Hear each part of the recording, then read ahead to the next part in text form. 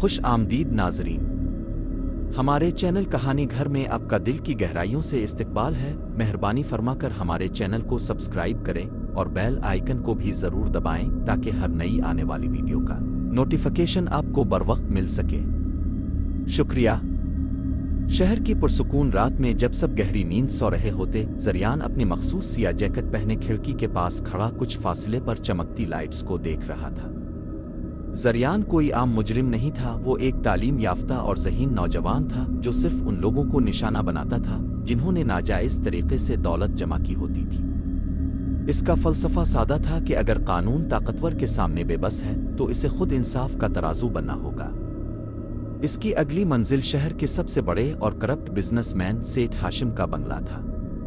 سیٹھ ہاشم نے یتیموں کی زمینیں ہڑپ کر کے سونا اکٹھا کیا تھا اور زریان نے ٹھان لی تھی کہ وہ سونا آج رات اپنی جگہ بدلے گا تاکہ اسے حقداروں تک پہنچایا جا سکے۔ زریان نے مہینوں اس بنگلے کی نگرانی کی تھی۔ اسے معلوم تھا کہ سیکیورٹی گارڈز کب چائے پینے جاتے ہیں اور سی سی ٹی وی کیمروں میں 30 سیکنڈ کا وہ وقفہ کب آتا ہے جب وہ اپنی سمت بدلتے ہیں۔ اس نے اپنے بیگ سے ایک جدید ڈیجیٹل آلہ نکالا جو سگنل جام کرنے کی صلاحیت رکھتا تھا۔ بنگلے کی دیوار پھاندنا اس کے لیے کوئی مشکل کام نہ تھا، لیکن اصل چیلنج وہ جدید لیزر سینسرز تھے جو لاکر روم کے باہر نصب تھے۔ زریان نے بڑی مہارت سے چھت کے راستے اندر داخل ہونے کا فیصلہ کیا، جہاں سے وینٹیلیشن ڈکٹ سیدھی لاکر روم کی چھت تک جاتی تھی۔ اس کا ہر قدم نپاتلا تھا اور سانس کی ترتیب ایسی کہ جیسے وہ خود اس خاموشی کا حصہ ہو۔ جیسے ہی زریان لاکر روم کے قریب پہنچا، اسے ایک ہلکی سی آہٹ سنائی دی۔ وہ فوراً ایک بڑے ستون کے پیچھے سائے میں روپوش ہو گیا۔ سامنے سے ایک سیکیورٹی انچارج گزر رہا تھا، لیکن اس کے ہاتھ میں موجود واکی ٹاکی پر جو آواز سنائی دی اس نے زریان کے ماتھے پر پسینہ لا دیا۔ ہمیں اطلاع ملی ہے کہ ایسایا آج رات کارروائی کرے گا، تمام ایگزٹ پوائنٹ سیل کر دو۔ زریان کو احساس ہوا کہ اس بار اس کا سامنا کسی اناڑی سے نہیں بلکہ ایک ایسے دشمن سے ہے جو اسے پہلے سے جانتا ہے اور اس کی چالوں سے واقف ہے۔ اس نے فوری طور پر اپنی حکمت عملی بدلی اور لاکر کھولنے کے بجائے وہاں ایک خفیہ ٹرانسمیٹر نصب کر دیا تاکہ وہ سیٹھ ہاشم کے کالے دھندے کے نیٹ ورک تک رسائی حاصل کر سکے۔ وہ خالی ہاتھ تو لوٹ رہا تھا مگر ایک بہت بڑے جال کا سیرا ڈھونڈ چکا تھا۔ زریان بنگلے سے تو نکل آیا تھا، لیکن اسے محسوس ہو رہا تھا کہ کوئی اس کے نقش قدم پر ہے۔ وہ شہر کی تنگ گلیوں میں تیزی سے مڑتا ہوا اپنے خفیہ ٹھکانے کی طرف بڑھ رہا تھا، مگر اسے بار بار ایک کالی گاڑی کا عکس پیچھے نظر آتا۔ اسے حیرت تھی کہ سیکیورٹی انچارج، جس کا نام انسپکٹر حیدر تھا، اس کی نقل و حرکت سے اتنا واقف کیسے تھا۔ زریان نے اپنی چال بدلی اور ایک مصروف مارکیٹ میں گھس گیا تاکہ پیچھا کرنے والوں کو الجھا سکے۔ وہاں اسے احساس ہوا کہ جو ٹرانسمیٹر اس نے لاکر روم میں لگایا تھا وہ صرف ڈیٹا چوری نہیں کر رہا تھا بلکہ حیدر اسے ٹریک کرنے کے لیے بھی استعمال کر رہا تھا۔ زریان ایک ادھوری تعمیر شدہ عمارت کی چھت پر پہنچ گیا، جہاں ٹھنڈی ہوا کے جھونکے اس کے چہرے سے ٹکرا رہے تھے۔ اچانک ایک بھاری قدموں کی آواز آئی۔ انسپکٹر حیدر اندھیرے سے نکل کر سامنے کھڑا تھا۔ تمہارا کھیل ختم ہوا زریان، حیدر کی آواز میں ایک عجیب سا اعتماد تھا۔ زریان مسکرایا اور بولا، کھیل تو ابھی شروع ہوا ہے انسپکٹر۔ اب ایک ایسے شخص کی حفاظت کر رہے ہیں جس نے ہزاروں غریبوں کا حق مارا ہے۔ حیدر نے پستول تان لی، لیکن زریان کی پھرتی کمال کی تھی۔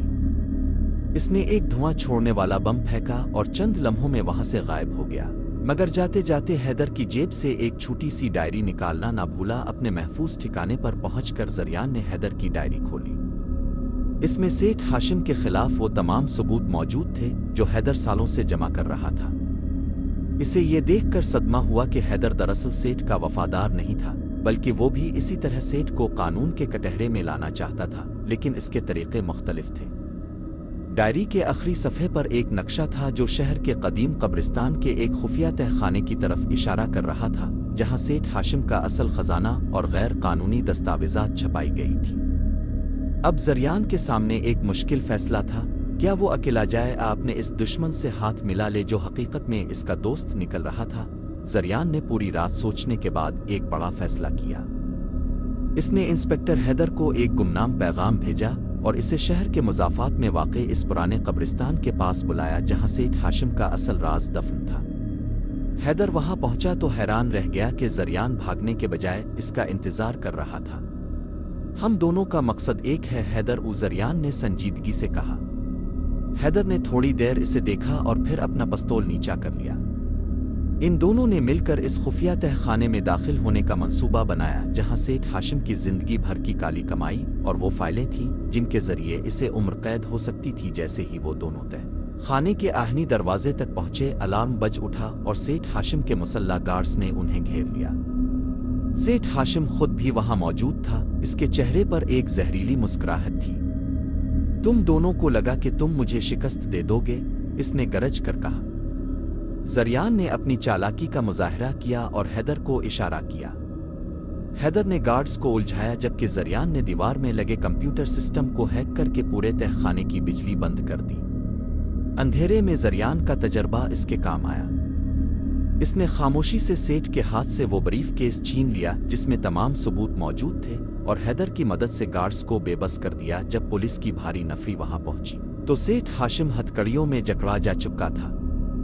हैदर ने तमाम फाइलें अपने कब्जे में ले लें, मगर जब उसने पीछे मोड़कर ज़रियान को देखना चाहा तो वो वहां मौजूद नहीं था। ज़रियान ने अपनी महारत का इस्तेमाल करते हुए खामोशी से वहां से निकलने का रास्ता ढूंढ लिया था।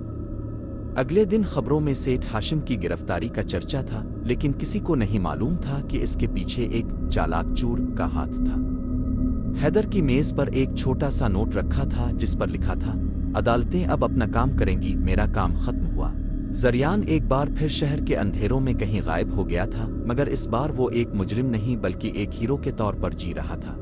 नाजरीन, अगर आपको ये कहानी पसंद आई तो बराहे करम इसे लाइक करें, हमारे चैनल को सब्सक्राइब करें और अपनी राय का इजहार कमेंट के जरिए ज़रूर करें। शुक्रिया।